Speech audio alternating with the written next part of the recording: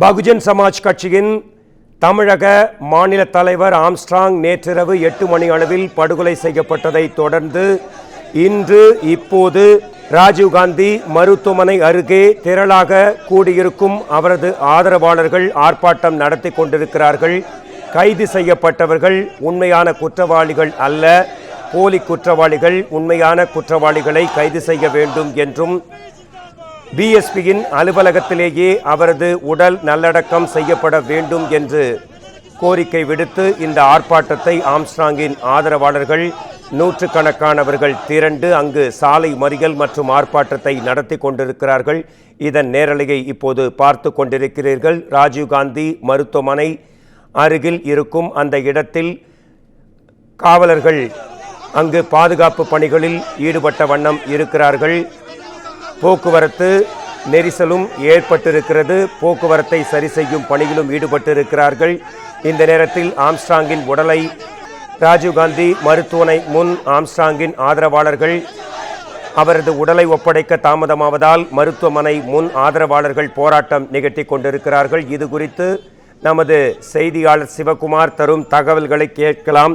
அதாவது என்ன காரணத்திற்காக ஆம்ஸ்ட்ராங்கின் ஆதரவாளர்கள் என்னென்ன கோரிக்கைகளை விடுத்து அங்கு போராட்டம் நடத்தி கொண்டிருக்கிறார்கள்? உங்க கள அறிக்கை என்ன? எந்த மாதிரி பாதுகாப்பு ஏற்பாடுகள் செய்யப்பட்டு இருக்கிறது? தகவல். வணக்கம் மோகன். அதாவது பகுஜன் சமாஜ் கட்சியினுடைய தமிழ்நாடு மாநில தலைவர் ஆம்ஸ்ட்ராங் அவர்கள் நேற்றைய தினம் கொல்லப்பட்டதை தொடர்ந்து அவருடைய உடலானது உடல் கூராய்வுக்காக ராஜீவ்காந்தி மருத்துவமனைக்கு நேற்றைய தினம் அனுப்பப்பட்டது. இங்கே காலை முதலே அவரது உடல் கூராய்வு செய்யப்பட்டு எம்பாஃபிங் செய்யப்பட்டு பதப்படுத்துவதற்கான எம்பாஃபிங் என்று சொல்லக்கூடிய பதப்படுத்துதல் முறையானது தற்பொழுது முடிக்கப்பட்டு சற்று நேரத்துக்கு முன்பாக அவருடைய உடலானது அவர் வாடகை வீட்டில் தங்கியிருக்கக்கூடிய ஐனாவரம் பகுதிக்கு எடுத்து செல்ல இருப்பதாக ஒரு தகவலானது வெளியிருந்தது. அதற்கான ஏற்பாடுகளும் இங்கே தீவிரமான முறையில் நடத்தப்பட்டு வந்தது. தற்பொழுது அவர்களுடைய ஆதரவாளர்கள் அவர்களுடைய கோரிக்கை நிறைவேற்றுவதாக எண்ணி அவர்கள் உடலை எடுத்து செல்வதற்கான அனுமதியை வழங்கியிருந்த நிலையில தற்பொழுது அங்கே அவங்க கேட்ட கோரிக்கைகள்ல அவருடைய உடலானது பெரம்பூர்ல இருக்கக்கூடிய பகுஜன் சமாஜ் அலுவலகத்துல அடக்கம் பண்ணுன்றதான் பெரும்பான்மையான கோரிக்கையா இருந்தது. அந்த கோரிக்கையை ஏற்று மாநகராட்சி தரப்புல அந்த கோரிக்கைக்கு அனுமதி வழங்கியதாக கூறப்பட்ட நிலையில இங்க போராட்டக்காரர்கள் அனைவரும் ஆதரவு தெரிவித்து இங்க இவருடைய உடலானது வீட்டுக்கு எடுத்து செல்வதற்கான அனுமதியை வழங்கினாங்க. தற்போதைய உள்ள தகவல் படி அங்கே அதாவது பகுஜன் சமாஜ்வாதி அலுவலகத்துல அவருடைய உடல் அடக்கம் பண்ணுவதற்கான வாய்ப்புகள் இல்லை என்ற ஒரு தகவலானது தற்பொழுது வெளியாயிருக்கிறது. அதன் காரணமாக அவருடைய ஆதரவாளர்கள் மீண்டும் போராட்டத்தில் இறங்கியிருக்கிறாங்க. மேலும் கடுமையான போராட்டத்தில் இறங்க வேண்டும் என்பதன் அடிப்படையில ராஜீவ்காந்தி அரசு மருத்துவமனை எதிரே இருக்கக்கூடிய சாலை, அதாவது சென்ட்ரல் ரோடுன்னு சொல்லக்கூடிய மிகவும் பரபரப்பாக காணப்படக்கூடிய ரோடு, அந்த ரோட்ல தற்பொழுது அந்த சாலையில அவர்களுடைய ஆதரவாளர்கள் ஒரு சாலை மறியல் போராட்டத்தில் ஈடுபட்டு வந்துட்டு இருக்கிறாங்க. வரக்கூடிய வாகனங்கள், அதாவது மாநகர பேருந்துகள், கார்கள் உள்ளிட்ட அனைத்து வாகனங்களையும் மறித்து அங்கே அவர்களுடைய போராட்டத்தில் ஈடுபட்டு வந்துட்டு இருக்கிறாங்க. அதாவது அதாவது கொலை செய்தவர்கள் உண்மையான குற்றவாளிகள் தண்டிக்கப்படணும். அவர்கள் விரைவில் இன்றைக்குள்ள அவர் உண்மையான குற்றவாளிகள் கைது செய்யப்படணும். மேலும் அவருடைய உடலானது பகுஜன் சமாஜ் கட்சி அலுவலகத்துல நல்லடக்கம் பண்ணுவதற்கான அனுமதி கார்பரேஷன் தரப்புல வழங்கணும் அப்படின்றதன் அடிப்படையில இந்த போராட்டமானது தொடர்ந்து நடைபெற்று வருகிறது. மாலை நேரத்தை பொறுத்த வரைக்கும் இந்த போராட்டம் ஓய்ந்து போராட்டம் களையக்கூடிய சூழல் ஏற்பட்ட நிலையில மீண்டும் இதற்கான வாய்ப்பு மறுக்கப்பட்டதாக ஒரு தகவல் வெளியாகி இருக்கக்கூடிய நிலையில தற்பொழுது அவருடைய ஆர்ப்பாட்டக்காரர்கள் பெரிய அளவில் போராட்டம் பண்ணணுன்ற அடிப்படையில் சாலை மறியல் போராட்டத்தில் இறங்கியிருக்கிறாங்க. இதன் காரணமா இங்கே இந்த ராஜீவ்காந்தி அரசு மருத்துவமனையில் எதிரே இருக்கக்கூடிய சாலை மிகவும் பரபரப்பாக காணப்பட்டு வருகிறது. போக்குவரத்து போலீசார் மற்றும் காவல் போலீசார் என ஒரு 500க்கும் மேற்பட்ட காவல் போலீசார் இங்கே கூடி திரளான போராட்டக்காரர்களை அடக்கும் முறையில ஈடுபட்டு வந்துட்டு இருக்கிறாங்க. அவங்களுடைய போராட்டத்தை அப்புறப்படுத்துவதற்கான நடவடிக்கையில் ஈடுபட்டு வந்துட்டு இருக்கிறாங்க. அதை நம்ம பார்த்துட்டு இருக்கிறோம். தொடர்ந்து அவங்க போராட்டத்தில் ஈடுபட்டு வர்றதும் அவங்கள காவல்துறையில கட்டுக்கு கொண்டு வரும் சூழலாகவே காணப்பட்டு வருகிறது. சற்று தீவிரமாக தற்பொழுது சாலை மறியலில் போராட்டம் ஈடுபட்டு இருக்காங்க. இதனால் பொதுமக்கள் சாலைகளை செல்லக்கூடிய பொதுமக்கள் பெரும் அளவில் பாதிக்கப்பட்டிருக்கிறாங்க. இங்க இருக்கக்கூடிய எந்த ஒரு வாகனமும் நகர முடியாத ஒரு சூழலானது ஏற்பட்டிருக்கிறது. இந்த இடமே ஒரு கலவர பூமி மூல காட்சியளிக்கப்பட்டிருக்கிறது. அதனுடைய காட்சிகளை நம்மளுடைய ஒளிப்பதிவாளர் அஜய் அவர்கள் காட்டிக் கொண்டிருக்கிறார். அதை நம்ம பார்த்துட்டு இருக்கிறோம்.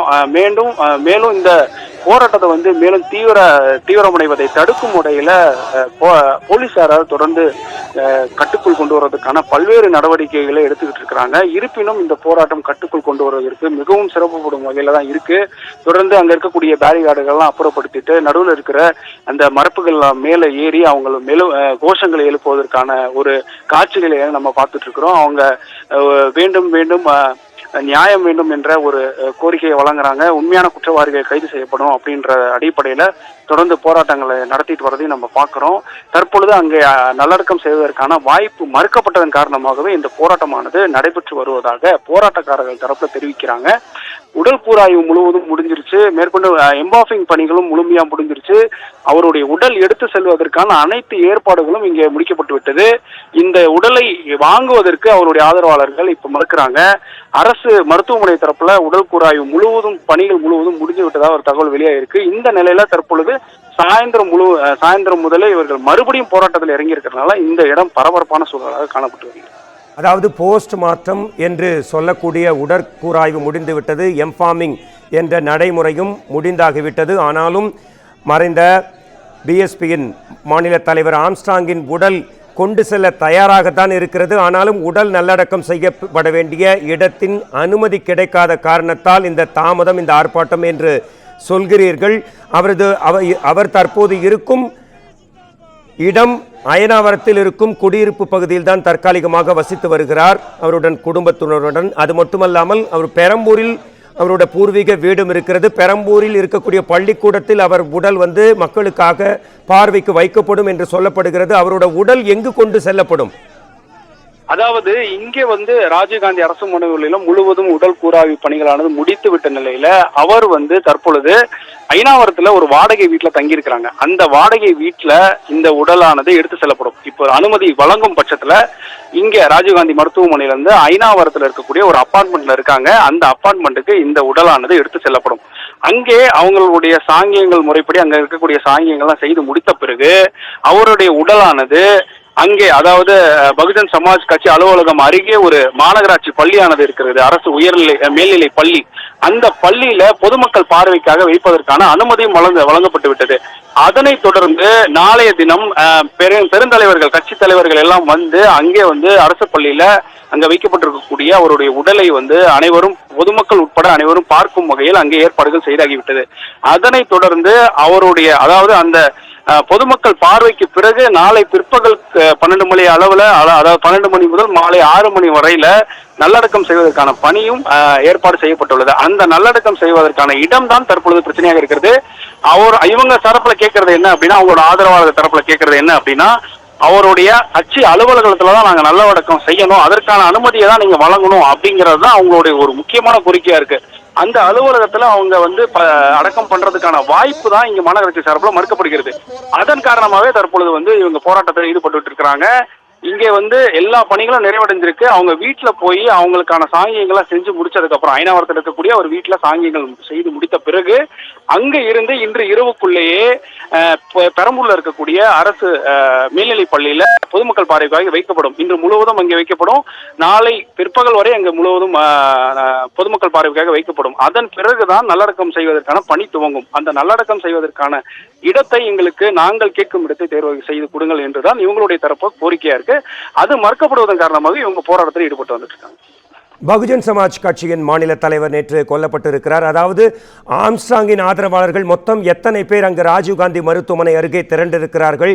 ஏதாவது அசம்பாவிதங்கள் ஏற்பட்டால் அதை தடுக்க காவல்துறையினர் அங்கு பாதுகாப்பு பணியில் ஈடுபட்டு கொண்டிருக்கிறதை நேரலையில் நாங்கள் பார்த்து கொண்டிருக்கிறோம். மொத்தம் எத்தனை ஆதரவாளர்கள் அங்கே குழுமி இருக்கிறார்கள்? முக்கியமாக பகுஜன் சமாஜ் கட்சியின் தேசிய தலைவி செல்வி மாயாவதி அவர்கள் நாளை எப்பொழுது வரப்போகிறார்? ஏதாவது தகவல்கள் இருக்கிறதா? அதாவது போராட்டக்காரர்களை பொறுத்த வரைக்கும் மாலை முதலே காலை நேரத்துல சுமார் 100-200 அளவில் தான் இவங்க போராட்டக்காரர்கள் இருந்தாங்க. மாலை நேரத்தில் அவங்களுடைய கோரிக்கையானது மறுக்கப்பட்டது அறிந்து தொடர்ந்து போராட்டக்காரர்கள் எண்ணிக்கையானது கூடிக்கொண்டே வருகிறது. சுமார் ஒரு 700க்கும் மேற்பட்ட போராட்டக்காரர்கள் தற்பொழுது போராட்டத்தில் ஈடுபட்டு வந்துட்டு இருக்காங்க. அவர்களை கட்டுக்குள் கொண்டு வருவதற்கான பணிகளை போலீசார் தொடர்ந்து ஈடுபட்டு வந்துட்டு இருக்காங்க. சாலை மறியலில் ஈடுபடுபவர்களை தொடர்ந்து கட்டுக்குள் கொண்டு வருவதற்கான முயற்சிகளை அவங்களால முடிஞ்ச முழு முயற்சிகளையும் ஈடுபட்டு வந்துட்டு இருக்காங்க. பகுஜன் சமாஜ் கட்சியுடைய தலைவி மாயாவதி அவர்கள் நாளைய தினம் காலை 10 மணிக்கு அவருடைய உடலை நேரில் வந்து பார்வையிடுவதற்கான நேரமானது கொடுக்கப்பட்டிருக்கு. நாளைக்குள்ளேயே அவருடைய உடலானது அரசு பள்ளிக்கு கொண்டு செல்லப்படும். அங்கே அவர் வந்து மாயாவதி அவர்கள் வந்து நேரில் பார்வையிடுவதற்கான ஏற்பாடுகள் செய்தாகிவிட்டது. நல்லடக்கம் செய்வதற்கான இடம் மறுக்கப்பட்டதன் காரணமாகவே தற்பொழுது இங்கே ஒரு 700க்கும் மேற்பட்ட போராட்டக்காரர்கள் தொடர்ந்து போராட்டத்தில் ஈடுபட்டு வந்துட்டு இருக்காங்க. அவர்களை கட்டுக்குள் கொண்டு வருவதற்கான முழு வீச்சில் காவல்துறையினர் தொடர்ந்து ஈடுபட்டு வந்துட்டு இருக்காங்க. தற்பொழுது பாத்தீங்கன்னா இங்க இருக்கக்கூடிய அதாவது ராஜீவ்காந்தி அரசு மருத்துவமனையில் இருக்கிற கேட்டு முழுசா மூடிட்டாங்க. உள்ள இருக்கிறவங்க வெளியே போகாத மாதிரி, வெளியே இருக்கிறவங்க உள்ள வராத மாதிரி, யாருமே உள்ள வராத மாதிரியும் ஒரு காவல்துறையினர் தடுப்புகள்லாம் அமைச்சு நுழைவாயில் எல்லாத்தையும் அடைக்கிறது காட்சிகளா அடைக்கும் சூழலான தற்பொழுது ஏற்பட்டிருக்கிறது. தொடர்ந்து அவர்களுடைய போராட்டக்காரர்களின் போராட்டத்தை கட்டுக்குள் கொண்டு வருவதற்கான நடவடிக்கைகளை போலீசார் தீவிரமா ஈடுபட்டு வந்துட்டு இருக்காங்க. எந்தெந்த கட்சி தலைவர்கள்லாம் அங்கே ராஜீவ்காந்தி மருத்துவமனைக்கு வந்து ஆம்ஸ்ட்ராங் அவரின் உடல் அது மட்டும் இல்லை மற்ற விஷயங்களை கேட்டறிந்தார்கள்? அதாவது ஆம்ஸ்ட்ராங்கை பொறுத்த வரைக்கும் அவர் ஒரு தலித் தலைவர் என்பதனால தலித் மக்களின் முன்னேற்றத்திற்காக பல்வேறு நடவடிக்கைகளில் ஈடுபட்டு வந்துட்டு இருக்கிறாங்க. அவர் பல்வேறு வழக்கறிஞர்களை உருவாக்கி இருக்கிறாங்க. அதுவும் நமக்கு தெரிஞ்ச ஒரு விஷயம். அதனால தலித் தலைவர்கள், முக்கியமான தலைவர்களை பொறுத்த வரைக்கும் திருமாவளவன் மற்றும் திரைப்பட இயக்குநர்களை பொறுத்த வரைக்கும் ரஞ்சித் அவர்களும் பிளஸ் மாரி செல்வராஜ் அவர்களும் மதியம் வந்து அவங்கள அதாவது உடல் கூராய்வு செய்யக்கூடிய பகுதிகளில் அவருடைய உறவினர்களுக்கு வந்து அவருடைய தரப்புல ஆறுதலை தெரிவித்து வந்துட்டு இருக்கிறாங்க. மேற்கொண்டு தலித் தலைவர்கள் பல்வேறு கட்சி தலைவர்கள் வந்துட்டு இருந்தாங்க. சட்ட நேரத்துக்கு முன்பாக கூட தேமுதிக பொதுச் செயலாளர் பிரேமலதா விஜயகாந்த் அவர்கள் வந்திருந்தாங்க. தற்பொழுது அதிமுகவை சேர்ந்த முன்னாள் அமைச்சர் ஜெயக்குமார் அவர்கள் வந்து அவர்களுடைய ஆதரவை தெரிவிச்சிருந்தாங்க. மேலும் தொடர்ந்து இது மாதிரியான அதாவது புரட்சி பாரதம் கட்சி தலைவர்கள் வந்திருந்தாங்க. மேற்கொண்டு அவர்கள் தலித் தலைவர்கள் நிறைய பேர் வந்து அவங்களுடைய ஆதரவை தெரிவிச்சிருந்தாலும் கூட அதாவது அவங்களுடைய கோரிக்கைகளை நிறைவேற்றுவதற்கான வாய்ப்புகளும் கட்சி சார்பில் ஏற்பட்டு தரப்படும் என்ற ஒரு முக்கியமான கோரிக்கைகளை வச்சு தொடர்ந்து தலைவர்கள் அவர்கள் வந்துகிட்டு இருக்கிறாங்க. அந்த தலைவர்கள் வந்து இங்க இருக்கக்கூடிய அவருடைய உடலை நேரில் பார்த்து உங்களுக்கான கோரிக்கைகள் முழுவதும் நிறைவேற்றி தரப்படும் என்ற ஒரு வார்த்தையை சொல்லி அவங்களுக்கு ஆறுதலை தெரிவித்து தொடர்ந்து வண்ணம் பார்த்து கொண்டே தான் இருக்கிறாங்க. மேற்கொண்டு பொதுமக்கள் பார்வைக்காக வைக்கப்படும் பொழுது மேற்கொண்டு பல்வேறு தலைவர்கள் வந்து பார்ப்பாங்கன்ற ஒரு எதிர்பார்ப்பு இருக்கக்கூடிய நிலையில தொடர்ந்து நேரம் செல்ல தலைவர்களும் இங்கே நேரில் வந்து பார்க்கக்கூடிய வாய்ப்புகளும் நடந்துட்டு இருக்கு. சற்று நேரத்துக்கு முன்பாக ஜெயக்குமார் அவர்கள் நேரில் சந்திச்சு செய்தியாளர்களை சந்தித்தார். அதையும் நம்ம பார்த்தோம். மேற்கொண்டு பல்வேறு தலைவர்கள் வரதும் போகவும் இருக்கிறார்கள். மேற்கொண்டு தலைவர்கள் வந்து மற்ற தலைவர்களும் வருவதற்கான வாய்ப்புகளும் இருக்கிறதா எதிர்பார்க்கப்படுகிறது. அதாவது ராஜீவ்காந்தி மருத்துவமனை முன்பு போராட்டம் நடந்து கொண்டிருக்கிறது. முக்கியமாக அந்த ஆதரவாளர்களின் முக்கிய கோரிக்கை பகுஜன் சமாஜ் கட்சியின் அலுவலகத்திலேயே அவரது உடல் நல்லடக்கம் செய்யப்பட வேண்டும் என்ற கோரிக்கை. இந்த கோரிக்கை ஆர்ப்பாட்டமாக அல்லாமல் எழுத்துப்பூர்வமாக தமிழக அரசுக்கோ அதிகாரிகளுக்கோ உரிய துறையினருக்கோ கொண்டு சென்றிருக்கிறார்களா? அதாவது வாய்மொழி தகவலாகவே தெரிவிக்கப்பட்டிருக்கிறதா இவங்க தரப்புல தெரிவிக்கிறாங்க. போராட்டக்காரர்கள் தரப்புல மதிய நேரத்தை பொறுத்த வரைக்கும் எங்களுக்கு அனுமதி வழங்கிட்டாங்க, அதனால நாங்க போராட்டத்தை கைவிட்டுட்டு நாங்க வந்து அவருடைய உடலை நல்லடக்கம் செய்வதற்கான பணியில் ஈடுபட போறோம் அப்படின்றதுதான் மாலை நேரத்துல வந்த தகவல். ஆனா தற்பொழுது எழுத்துப்பூர்வமாக எந்த ஒரு தகவலும் வெளியாகாதன் காரணமா வாய்மொழி தகவலாகவே இருந்த நிலையில போராட்டக்காரர்களை கலைப்பதற்கான ஒரு நடவடிக்கையை அரசு தரப்புல எடுத்தாங்களா அப்படின்ற ஒரு கேள்வியும் வந்து போராட்டக்காரர்கள் தரப்புல இருக்கு. அப்படி சொல்லும் பட்சத்துல இங்க இருக்கக்கூடிய போராட்டக்காரர்கள் விலகி செல்வதற்கான வாய்ப்புகள் இருக்கு. சோ அதனால போராட்டக்காரர்களுடைய எண்ணிக்கையை குறைத்து மேற்கொண்டு இங்க இருக்கக்கூடிய இவருடைய உடலை வீட்டுக்கு அனுப்பிட்டாங்கன்னா மேற்கொண்டு பல்வேறு பிரச்சனைகள்லாம் முடிந்துவிடும் என்றதை கருத்தில் கொண்டு இந்த ஒரு தகவலை வெளியிட்டிருக்காங்களா அப்படிங்கறத தான் அவங்க தரப்புல இருந்து தெரிவிக்கிறாங்க. எங்களை வந்து வேற ஒரு தகவலை சொல்லி நீங்க வந்து எங்களை களைய பாக்குறீங்களான்றதான் இவங்க தொடர்ந்து போராட்டக்காரர்கள் தெரிவிச்சு வராங்க. அவங்களோட தகவலின் அடிப்படையில தான் இந்த ஒரு தகவலாக என்னோட தரப்புல இருந்து நான் சொல்றேன். அவங்க வந்து எங்களை போராட்டக்காரர்கள் வந்து கலைக்கிறதுக்காக அவங்க வந்து பொய்யான ஒரு தகவலை வெளியிட்டு இருக்காங்களா, எங்களோட கோரிக்கைகள் அப்ப நிறைவேற்றப்படவில்லையா, நிறைவேற்றி தரப்படும் என்று சொன்னது பொய்யா அப்படிங்கிற மாதிரியான ஒரு தகவலை இங்க போராட்டக்காரர்கள் தெரிவிக்கிறாங்க. மேற்கொண்டு எழுத்துப்பூர்வமான எந்த ஒரு தகவலும் வெளியாக வரவில்லை என்பதுதான் இங்க இருக்கக்கூடிய ஒரு தகவலா பார்க்கப்படுது. சிவகுமார், நன்றி. உங்களோட நீண்ட கால அறிக்கைக்கும் அறிக்கையிடுதலுக்கும் நன்றி.